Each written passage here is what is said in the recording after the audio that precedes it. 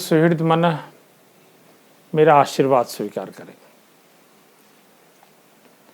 ये आभार का महीना है, अपने पुरखों के प्रति आभार। इसलिए आज मैं अपने पुरखों के प्रति तो आभार व्यक्त करूंगा ही, उन्हें नमन भी करता हूं और साथ में मैं आपके पुरखों को भी नमन करता हूं। भारतीय धर्मों में पुरखों की परिभाषा को बिल्कुल सीमित कर दिया गया है। अगर कोई हमारे परिवार में 1000 साल पहले पैदा हुआ हो तो हम उसे अपना पुरखा नहीं मानेंगे। हमसे ऊपर की पीढ़ी और इसके ऊपर की 3 पीढ़ियां, केवल परदादा तक की पीढ़ी को ही भारतीय धर्मों में पुरखों की सीमा में बांधा गया है। इसलिए ये पखवाड़ा केवल हम अपने परिवार की पिछली 3 पीढ़ियों के निमित्त ही पूजन अर्चन के लिए सुरक्षित रखते हैं। भारतीय धर्मों में कहा गया है कि जब हम दुनिया से विदा होते हैं तो हम पितृलोक की तरफ बढ़ते हैं और पितृलोक के चारों तरफ एक छोटी सी नदी है जिसकी लंबाई लगभग 100 योजन के बराबर है। इस नदी को वैतरणी कहते हैं। वैतरणी शब्द का अर्थ होता है, वै का मतलब होता है वास्तव में, और तरणी का आशय होता है जो हमें बंधन मुक्त करे, हर तरह के मोह पाश से अपने आप को अलग कर दे। वैतरणी नदी को हमें पार करना होता है और जब हम वैतरणी नदी को पार करते हैं उसके बाद हमारे सामने स्वर्ग में जाने का रास्ता प्रशस्त हो जाता है। ये एक पौराणिक सा आख्यान है।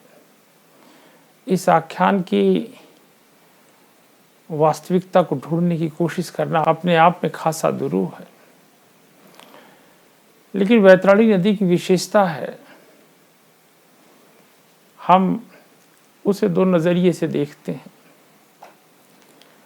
एक नदी को कुछ लोग जब देखना आरंभ करते हैं तो उन्हें लगता है कि मानो इसमें अमृत भरा हुआ है, नदी सुवासित है और नदी को देखते ही एक विशेष तरह की प्रसन्नता का भाव मन में प्रकट हो जाता है।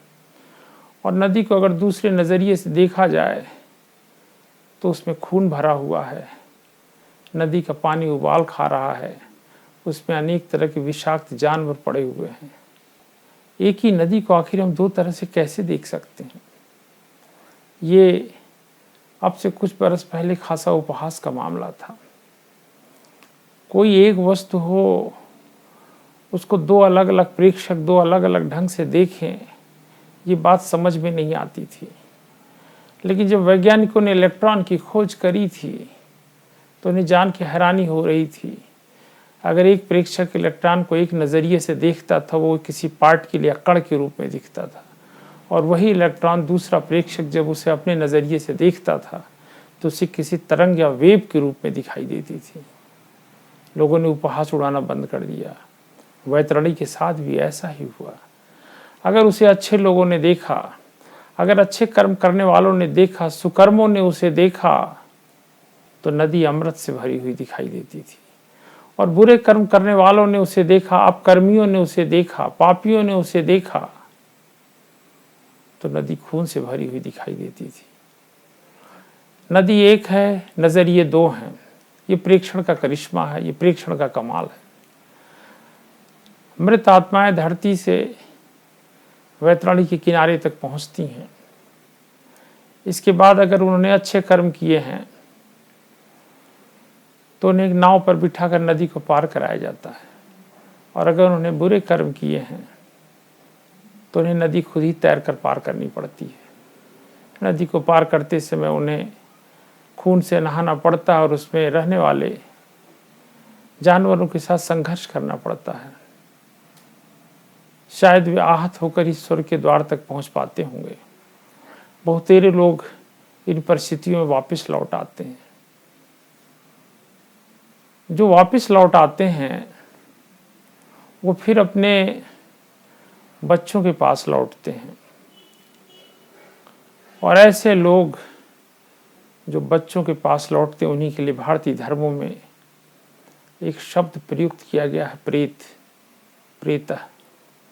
प्रेतः शब्द सुन के हम में से बहुत से लोग भयभीत हो सकते हैं। हम में से बहुत सारे लोग ये सोच के डर जाएंगे कि ये कोई भयावह सी संरचना होगी, और शायद हम में से हर किसी व्यक्ति ने प्रेत शब्द को भूतों के साथ जोड़ा होगा, और हम लोग आपसी बातचीत में हमेशा भूत और प्रेत शब्द का प्रयोग करते हैं। लेकिन मज़े की बात यह है कि प्रेत शब्द प्रीत से निकला हुआ है, और प्रीत का आशय होता है लगाव। जो मृत आत्मा होती वो अपने बच्चों के प्रति लगाव रखती है, अपने संबंधियों के प्रति उसके मन में, उसके हृदय में एक आकर्षण होता है। जिसके हृदय में अपने संबंधियों के प्रति आकर्षण हो, ऐसी आत्मा प्रेत के रूप में रूपांतरित हो जाती है, क्योंकि जहाँ प्रीत है वहीं प्रेत है। और फिर वो अपने संबंधियों के पास लौटने का दुस्साहस करते हैं।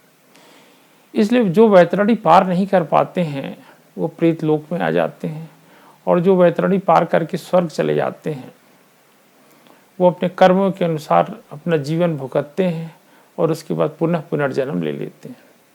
इसलिए भारतीय धर्मों में कहा गया है केवल 3 पीढ़ियों तक के लोग ही पुरखों में शामिल हैं, क्योंकि उससे पुराने लोग कहीं न कहीं जन्म पा चुके होंगे। इसलिए पितृपक्ष में हमें जो कुछ भी करना है इन्हीं 3 पीढ़ियों के लोगों के लिए करना है, उसके इतर हमें कुछ भी करने की आवश्यकता नहीं है। मरे हुए लोगों के प्रति हमारे मन में अलग तरह की धारणा होती है। कभी कभी हमारे मन में उनके लिए अनुराग होता है, और कभी कभी हमारे मन में उनके लिए वितृष्णा होती है। कभी हम उनको लेकर बड़े प्रेम में डूब जाते हैं, और कभी कभी हम उन्हें घृणा के भाव से देखने लगते हैं। इसलिए तुमने देखा होगा कि पितृपक्ष का निरूपण इन दोनों भावों को मिलाकर किया जाता है। हमारे पितर जब सूर्य कन्या राशि में प्रविष्ट होता है तो हमारे घर के द्वार तक आ जाते हैं, और जब सूर्य वृश्चिक राशि में दोबारा प्रविष्ट करता है तो हमें छोड़कर चले जाते हैं। इसलिए यही समय पितृपक्ष के रूप में हम मनाते हैं। इस दौरान हमारे पितर हमारे पास आते हैं, और इन पितरों को जो हमारे पास आते हैं उनको लेके हमारे मन में मिश्रित भाव पैदा हो जाता है। कभी हम उनके प्रति बड़ा प्रेम का प्रदर्शन करते हैं, कभी विह्वल हो जाते हैं, कभी हम अपने पितरों को लेकर अनुराग का प्रदर्शन करते हैं, और कभी कभी इन पितरों से, क्योंकि वो मर चुके हैं, उनको लेकर हमारे मन में नफरत या घृणा का भाव भी आ जाता है। इसलिए तुमने देखा होगा जब भी हम पितरों को लेकर किसी भी तरह का अनुष्ठान संपादित करते हैं, उनमें ये दोनों भावनाएं अपने आप निरूपित हो जाती हैं। जब लोग अपने पितरों को खाना अर्पित करते हैं तो उनकी जो भावना होती है वो इसी रूप में लोगों के सामने आती है। जब हम अपने आप को और अपने किसी जीवित व्यक्ति को खाना अर्पित करते हैं तो हमारे हाथ की स्थिति उसकी तरफ होती है, लेकिन क्योंकि हम पितरों से डरे हुए लोग होते हैं, इसीलिए जब भी हम पितरों को अपना खाना अर्पित करते हैं हमारा हाथ उसकी विपरीत दिशा में होता है।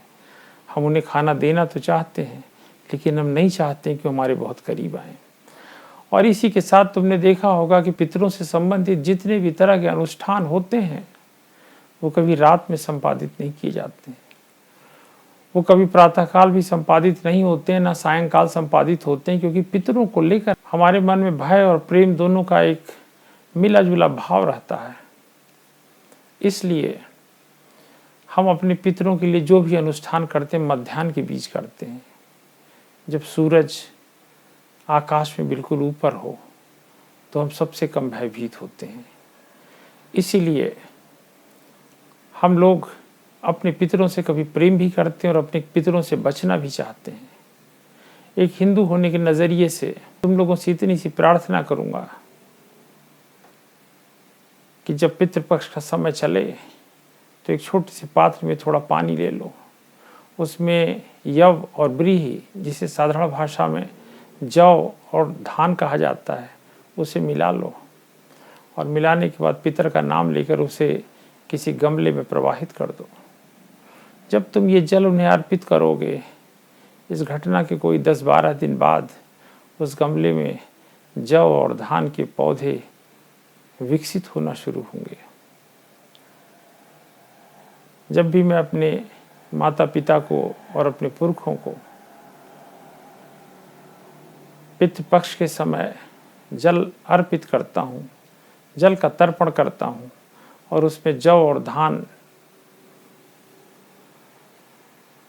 के पौधे निकलना शुरू होते हैं, मैं अपने कमरे में बैठकर गौर से उन्हें देखता हूँ। ऐसा लगता है मानो हमारे पुरखे हमें आशीर्वाद दे रहे हैं। पितृपक्ष का संदेश यही है। हरि ओम।